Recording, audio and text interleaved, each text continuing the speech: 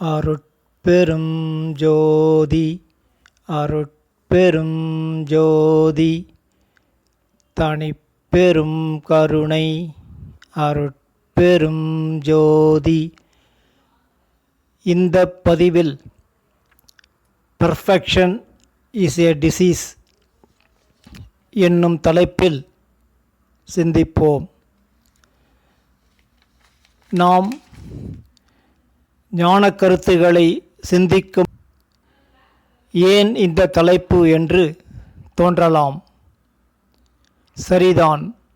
ஆனால் இது முழு தலைப்பு அன்று. முழு தலைப்பு என்னவெனில், perfection is a disease for worldly life. அதாவது உலகியல் வாழ்வில் பெர்ஃபெக்ஷன் என்பது ஒரு நோய். ஆனால் ஞான வாழ்விற்கு பெர்ஃபெக்ஷன் இஸ் எ மஸ்ட். அதாவது ஞான வாழ்விற்கு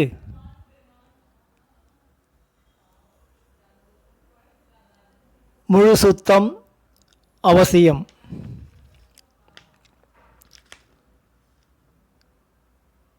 இப்போது ஏன் இந்த தலைப்பு என்ற கேள்விக்கு பதில் கிடைத்திருக்கும் என நம்புகிறேன்.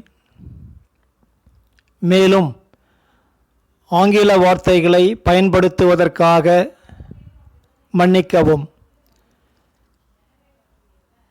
சரியான புரிதல் குறித்தே ஆங்கில வார்த்தைகளை இந்த பதிவில் பயன்படுத்த வேண்டியுள்ளது, வேறு காரணங்கள் அல்ல. முதலில், உலகியல் வாழ்வில் பெர்ஃபெக்ஷன் இஸ் எ டிசீஸ் என்பது எப்படி சரியாக இருக்கும் என்று சிந்திப்போம்.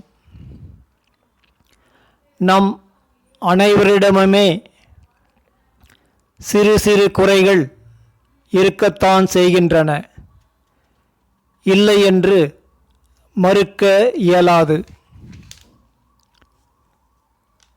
குறை ஏதும் இல்லாமல் வாழ முயற்சிக்கின்றேன் என்று வேண்டுமானால் சொல்லிக் கொள்ளலாமே ஒழிய முழுவதுமாக குறைகள் அற்றவர் என்று கூற இயலாது. தனிப்பட்ட நாமே இவ்வாறு இருக்க, நம் குடும்பத்தில், உறவுகளில், உலகில் எப்படி பெர்ஃபெக்ஷனை எதிர்பார்க்க முடியும்? ஒழுக்கம் குறித்த அளவில் பெர்ஃபெக்ஷன் இஸ் எ மஸ்ட்.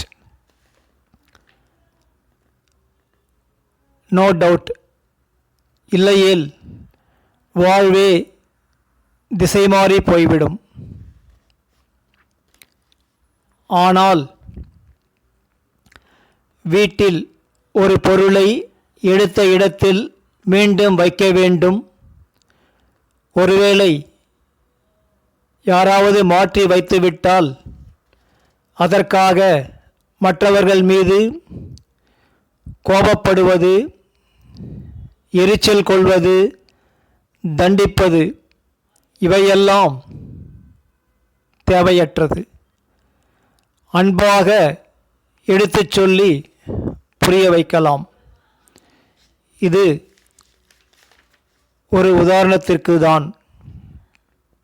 இம்மாதிரி பல உதாரணங்கள் சொல்லிக்கொண்டே போகலாம்.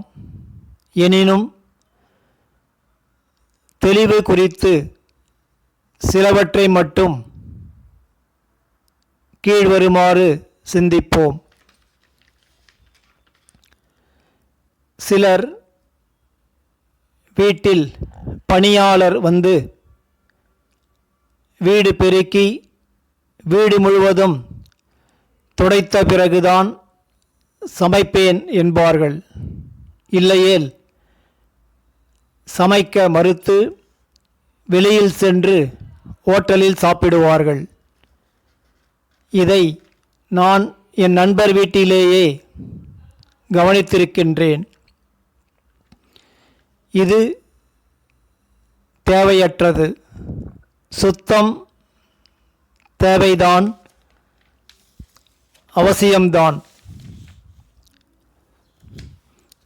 ஆனால் பணியாளர் ஒருவர் வரவில்லை என்றால் நாமே நம்மால் முடிந்தவரை சுத்தம் செய்து மற்ற பணிகளை தொடரலாம்.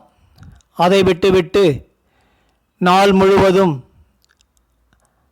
அதை பற்றியே பேசி நினைத்து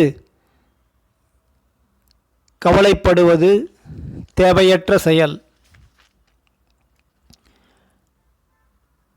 மேலும் சிலர் குளித்துவிட்டுத்தான் உணவு உண்பேன்,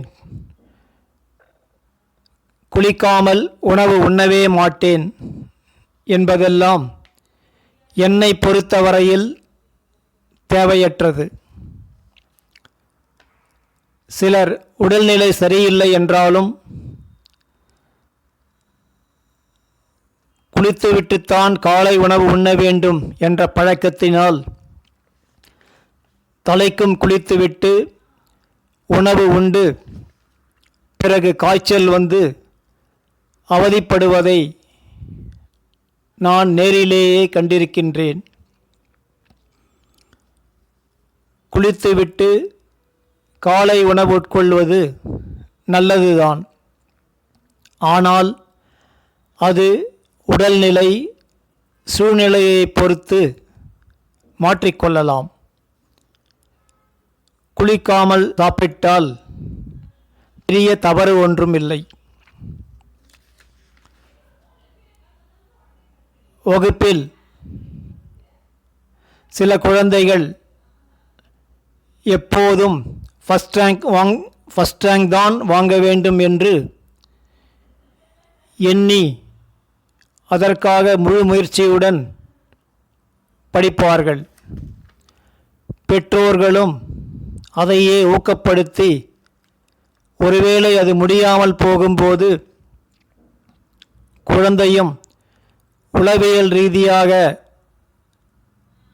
மனபாதிப்புக்கு உள்ளாகின்றது. பெற்றோரும் அக்குழந்தைக்கு ஆறுதல் சொல்லாமல் வருந்துகின்றார்கள். மாறாக குழந்தைகளுக்கு முதல் 10 ரேங்குக்குள் அல்லது முதல் 20 ரேங்குக்குள் வந்தால் நன்று, ஆனால் பாடங்களை நன்கு புரியுமாறு படிக்கவும் என்று அறிவுரை சொல்லலாம்.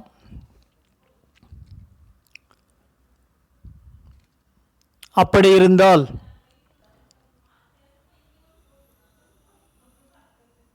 முடிந்தால் ஒவ்வொரு முறையும் கூட முதல் ரேங்க் வாங்கினாலும் நல்லதுதான். ஒருவேளை உடல்நிலை அல்லது வேறு காரணங்களால் தவற நேரிட்டாலும் மனம் பதட்டம் அடையாது, கவலை கொள்ளாது, மனச்சோர்வும் உண்டாகாது.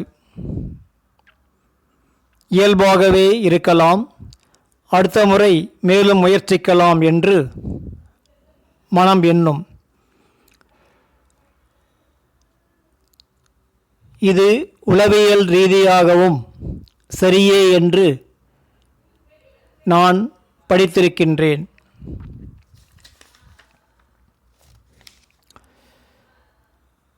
மேலும்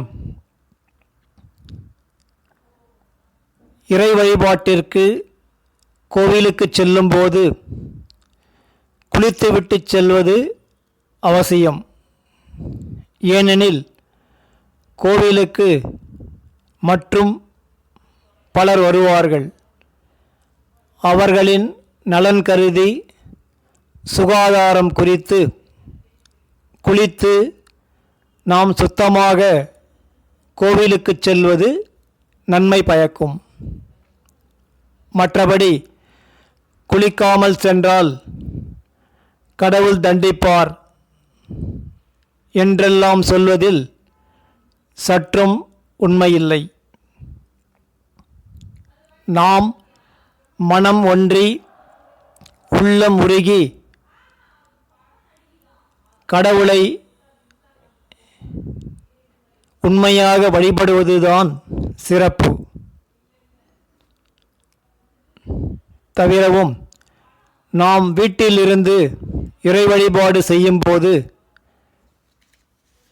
குளித்துவிட்டுத்தான் வழிபாடு செய்ய வேண்டும் என்ற அவசியமில்லை. ஏனெனில் வீட்டில் நாம் மற்றும் குடும்ப உறுப்பினர்கள் மட்டுமே பொதுவாக இருப்பார்கள். அயலார் இருக்க வாய்ப்பில்லை. எனவே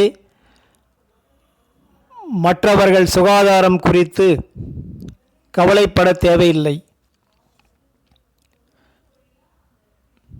மற்றும் இறைவனை எங்கிருந்தும் எந்நேரமும் வழிபடலாம் என்றே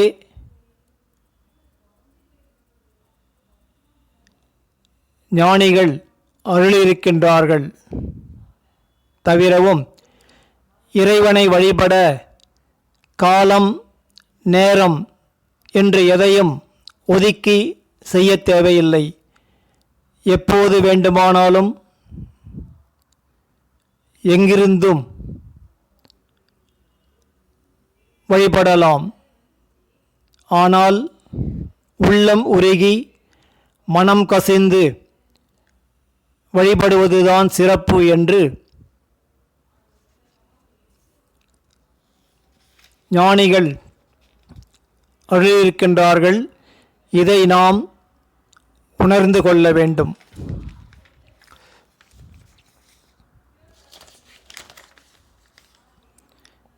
எனவே உலகியல்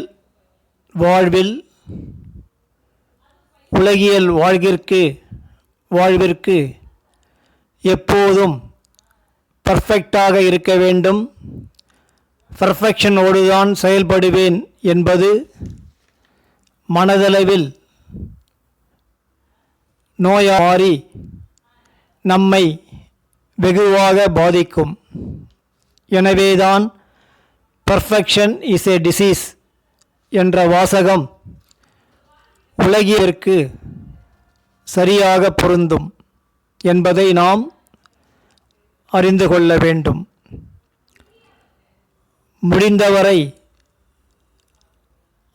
அவ்வாறு முயற்சிக்கலாம், நன்மைதான். முடியாத போது அதனால் மனச்சோர்வு கொள்ளாமல் மனம் அமைதியுற்று நம் உடல் நலத்தை கவனித்துக் கொள்ள வேண்டும். அதுதான்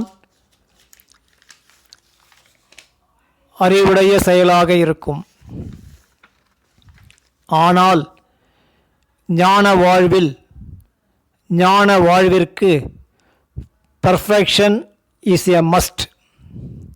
ஏனெனில் இது ஒருவரின் தனிப்பட்ட வாழ்வு முறை. இது இறைநிலையை நோக்கிய நெடும் பயணம். அதில் சற்றும் நெறி தவறவே கூடாது. ஞான வாழ்வில் அடியெடுத்து வைக்கும் ஒருவருக்கு மனம் அடங்கியிருக்கும், அமைதி உற்றிருக்கும். எனவே எவ்வித புறச்செயலும் மனத்தை பாதிக்காது. விருப்பு வெறுப்பு என்ற இருவகை குணங்களும் இல்லாமல் வாழ முயற்சிப்பவர். அதனால்தான் நல்வினை தீவினை என்ற இரண்டையும் சமமாக பாவித்து இருவினை ஒப்பு என்னும் உயரிய நற்குணத்தை அடைய முயற்சிப்பர். எனவே மனம் சற்றும் விகாரப்படாது முழு சாந்தம் நிலவும். தவிரவும் இறைநிலை என்பது சுத்த நிலை. இதில் எவ்வித களங்கமும் குற்றமும் கிடையாது. அதாவது உத்தமன் எனப்படும் நிலை. இது நம் வாழ்வில் நான் உத்தமன் என்று பறைசாற்றிக் கொள்வதல்ல. பெயரளவில் வேண்டுமானாலும் அவ்வார்த்தையை அவர் நன்மைக்காக பயன்படுத்தி கொள்ளலாமே ஒழிய அது சற்றும் உண்மையாக ஆகாது.